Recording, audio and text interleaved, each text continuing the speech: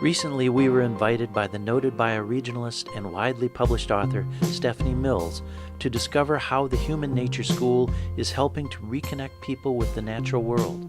She says their goals align with those of bioregionalists. You know, what draws me to this is that children really need to imprint on the living world. I believe there has to be a knowledge that begins early on, knowledge and affection. And, you know, we need to be around adults that have some wisdom about fostering those relationships and, you know, sort of gently helping us learn the etiquette. To help us learn nature's etiquette, teachers like Chelsea Nestor don't use a standard classroom. Deep nature connection happens among the trails, plants, and animals of the 140-acre Grand Traverse Commons Recreation and Natural Area. I facilitate deep nature connection with the kids, and that takes forms in a lot of different ways. Deep nature connection, there are different levels of connection to the natural world. There is the surface level of the knowledge that there are trees and grasses. There's the next level of learning about those things in books and being able to spout facts about, you know, the beech trees and the ironwood trees and the maple trees back here and be able to identify them. And then there's deep nature connection where you feel a part of the ecosystem in which you are standing. So deep nature connection is really the building of relationship with that beech tree and that ironwood tree and that maple tree. The instructors gather to plan each day in a small office space, which is also the school's headquarters.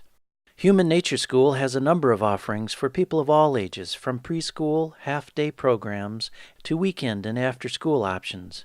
One of the strongest connections is with kids who are homeschooled.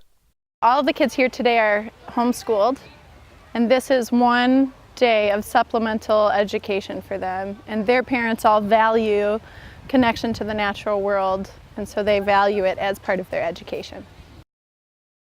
We harvested wild edibles. We talked about what it means to take sustenance from the woods, the place that you respect, but to do it in a way where it's maintained for other people. We talked about invasive species, and we're going to play some intuition games this afternoon. So using the woods as a classroom in general, they have this familiarity, this respect for the classroom, which I hope will continue through their entire lives. You know, it's a joy. I mean, it's really a joy to see these children just meet it as they find it. You know, they are getting the idea that they can learn to be fed by the forest, you know. When I think about the Human Nature School in relationship to nature change, I think of, first of all, the kids being able to put on their owl eyes, so to speak, and turn on their observation skills to a degree where they can notice change over time. Whether it's from season to season, or whether it's something like beech bark disease and the white spots on the beech tree. Can they tune into that? You know, so that's one of the attributes that we look for when we're mentoring kids out in the forest, is helping them develop the tool of observation in the forest to notice change over time.